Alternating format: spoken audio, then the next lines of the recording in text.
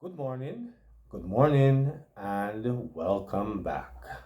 Welcome back to M&M TV with your host this morning, Mark. Stay with me because in this morning's video, it's going to be a very interesting one.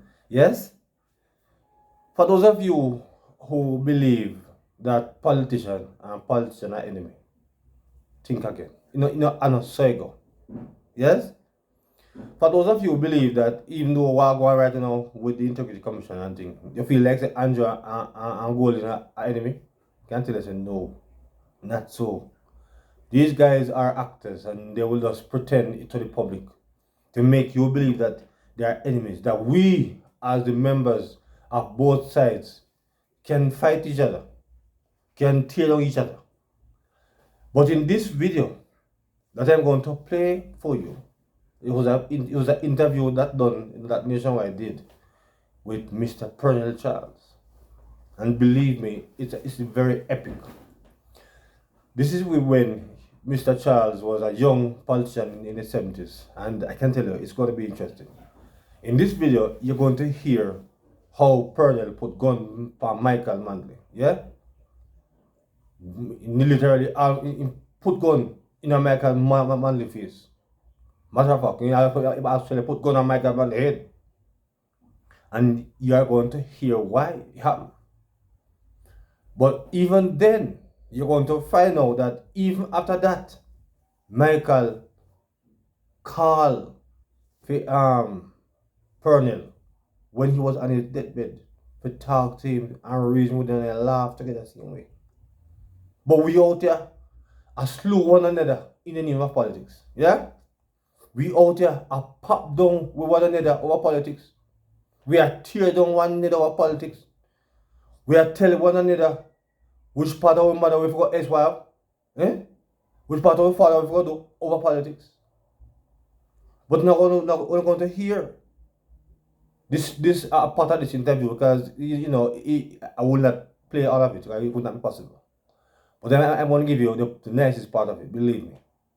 So in this one, I do not want you to to move for a muscle because this one is going to be interesting. Really, really interesting. So you're going to hear how Mike Pernell put gun on Michael head in this video. But that's Michael Manley, yeah? And how, believe me, please stay with me on this one this morning because you're not going to want to miss this interview that Cliff had with Pernell Charles. It was just a very interesting video. And of course, when it is done, you can go over there and watch the entire interview. It was very interesting, all of it. But I just give you the nicest part that to me that takes my interest the most. So I'm going to let you hear a bit of it now. So I want you to just listen, and then you will hear what I want. 8 years old. Pernel Charles. He has seen a lot. So Pernel, Yeah. pick up the story for me. Well, we had a meeting at the BITU, and your chair was saying we need more members. So I said to him, tell me something, Mr. Chair. How come the NW have all the bauxite companies and you don't have none? I said, well, why? Ask yourself. You're here now.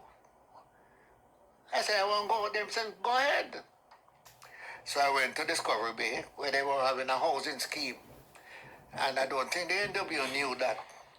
So I organized them, put them on a little strike, because the man said, not talk to me.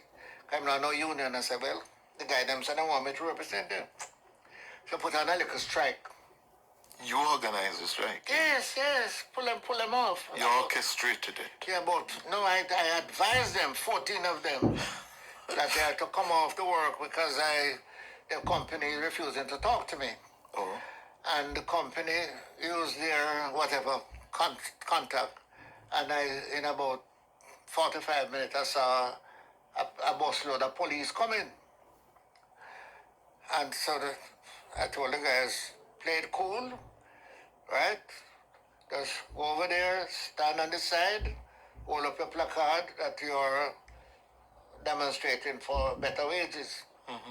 The police come and say, move on and keep on moving. I said to the police, you can't tell the man them to move on and keep on moving. This is where they work. They have to demonstrate for better pay. Police say, lock them up. And the police lock up all 14 of them and said, you have to lock me up. To him say, no, we don't carry you. You don't carry you. I said, well, may I come? I said, you can't come. So I went to St. Anne's Bay with the 14 man. And they refused to arrest me. Right? They said, me I look, whatever you call it, publicity. I said, all right.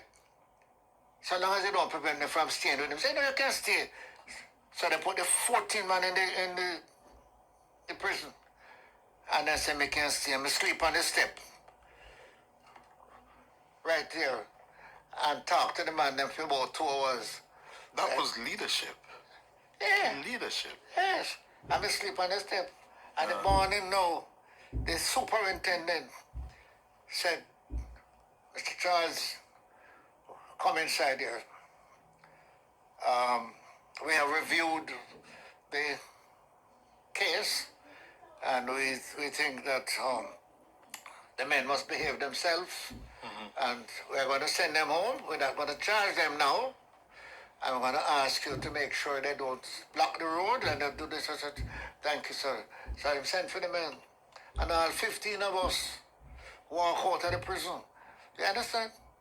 They wouldn't arrest me because they don't want to give me the chance to say, So what happened with the story with you pointing gun at Michael Manley? No, so I started there. I got some money for those guys. And I said, I'll part. Here I come. Alpart in St. Elizabeth? Alpart in St. Elizabeth. So I went to Alpart and I gathered the workers after work. I said, you guys need some better representation. So you were trying to break the stranglehold of the Michael Manley-led NWU right. in the bauxite alumina industry. That is correct. That's correct. Oh. And listen to this. Manley heard that men were signing up with me like grad screen. Because about 300 people I work at Alpart, you know. And I told them what I could do. What year was this? Cliff, this was... Before he became Prime Minister? Yeah. So it would have been before 72. Yeah, man. He was leader of the opposition. So hear this now. Hear this now. A man named Silent in Dead Note was driving me. And I come around a corner one morning and a car come in. And instead of taking his side, take my side. I said the car, bumper to bumper. And 2 men jump out. And I said to myself, I said to Silent, who is in the back like official, you know. And me jump out. And the 2 men them coming after me and me running leave my driver, you know. And me hear one say, shoot him now. He say, why there one say, why you not shoot him? And there was a deep hole where them dick in the backside before me. Cliff, I don't know if I jump or they push me or how. But I find myself down in the hole 22 feet deep. We go and measure it. It was a mining pit. Yes, the mining pit. And you jumped in it. Yeah. And me run out through with the tractor, walk to go to the mine, right? And my man drive around and me catch a vehicle on the other side and leave them.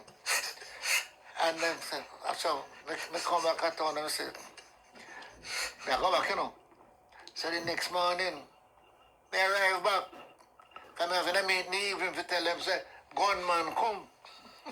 Anyhow, I don't know 2 or 3 days after that, but sometime after that, Michael Manley called a meeting, right? Of the workers and... But it just show you how determined Mr. Charles was, because after the man them almost take away 3 points, And the man have run and take himself. The man gone back the next day. Show you how determined the man is. The man very determined. Look here some more. PNP supporters who look in job, and maybe JLP are no people too. About 400 or 500 people at a meeting. And listen to this.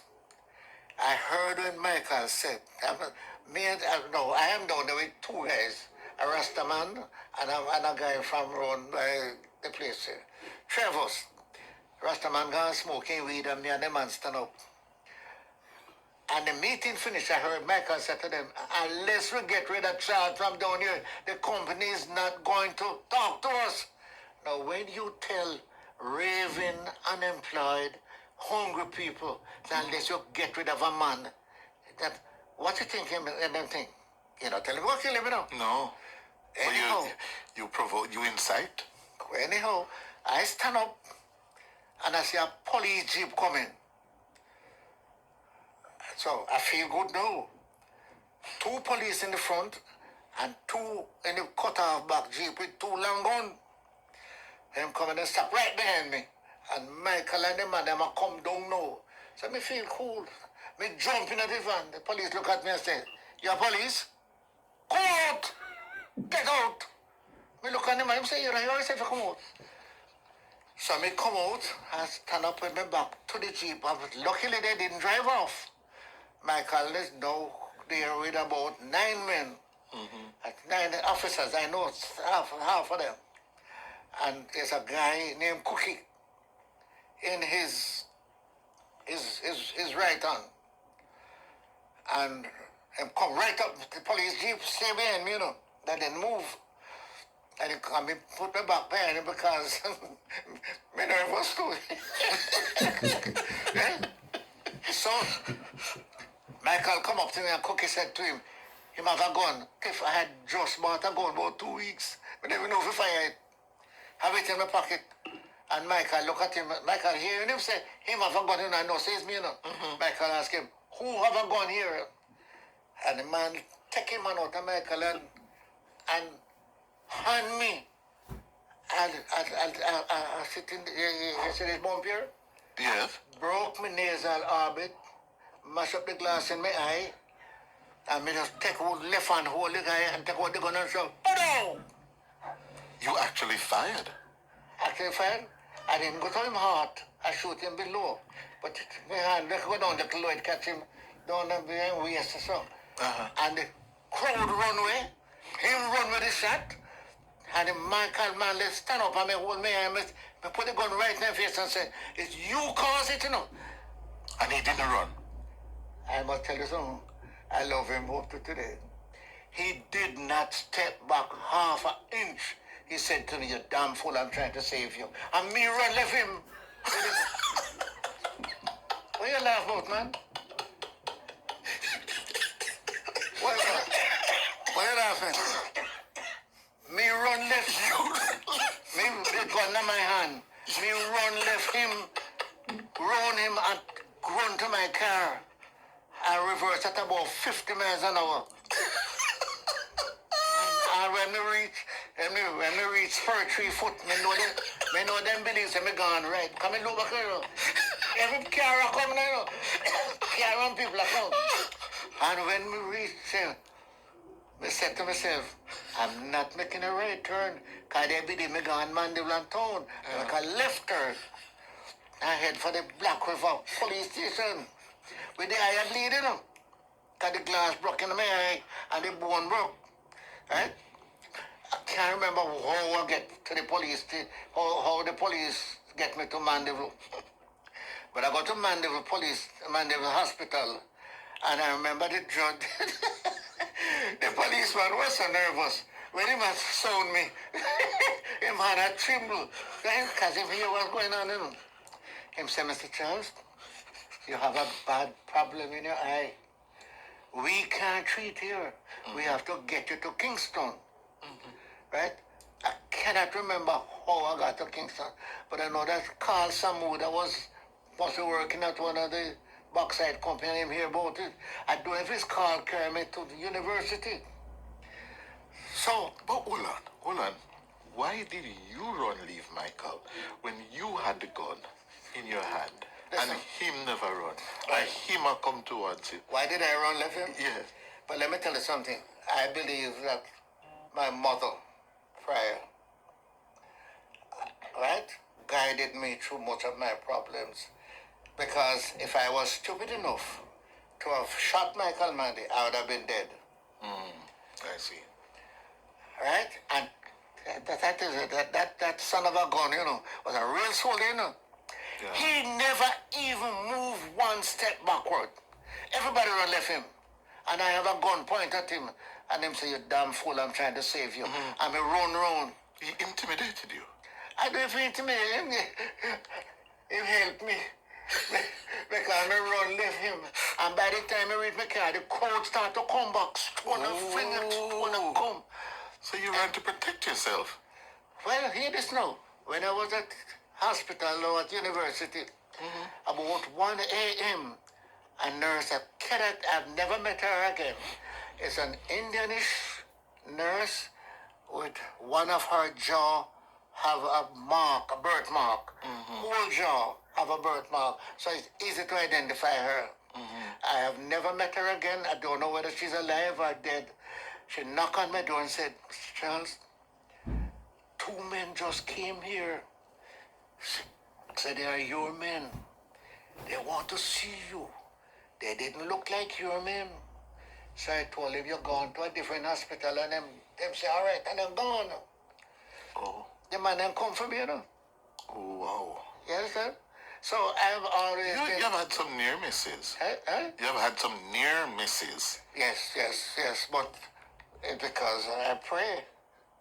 And because my mother prayed.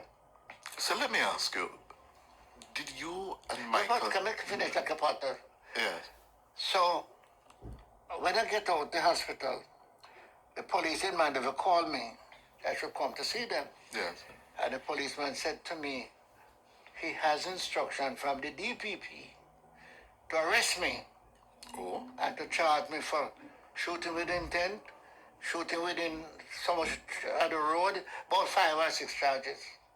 Right? And he's to arrest me.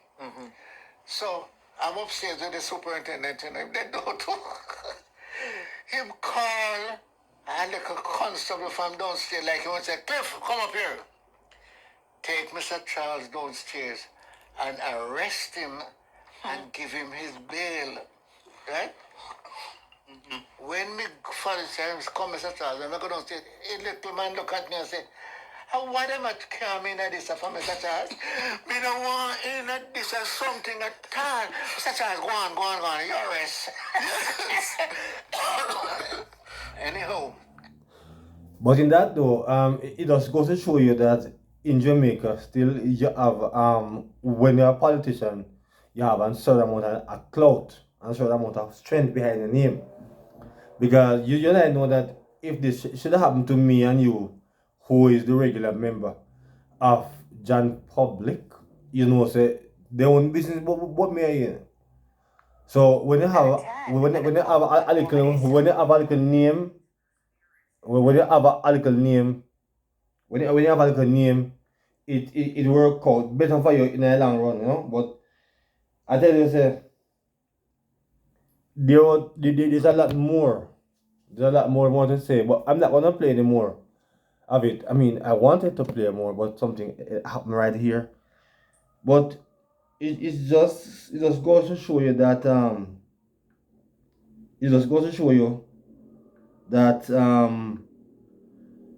politicians are powerful. Politicians are very powerful, and it just goes to show you that that's just how it is.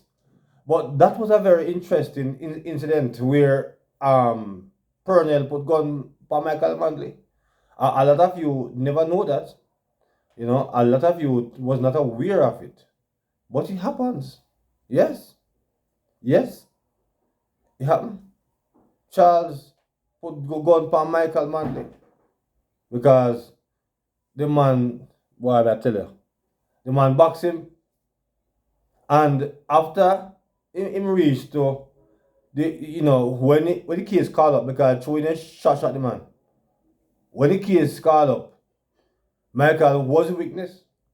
And Michael said, because Michael actually was a witness on Charles' behalf. Because Michael said he's a boxer. And the hit that man gave Charles have to be one of the strongest man to stand up to a box like that. So Michael did come a court and testify on Charles' behalf. So as he said that, he call him fool in saving life, but he come a court in shoot and talk, and then one of the jury said to Charles on it, say you're not guilty of fraud. Yes? And one police asked Charles, what the woman say? Charles say, don't you know that you're not supposed to talk to a criminal? And end up that Charles, that the police left him. So when the case called up now, it was on 4 charges. And he come off all that charges him. All 4 charges. He was found innocent. Because, that is what in the 70's was about. And in spite of all of that, they remain friends. Because after that, as I said, when Michael was on his deathbed, he sent and called Charles. And him and Charles was talking and laughing and talking about woman and everything. Right? But we out here busy at tear down one another over politics. And the top politician them not do it. Yes?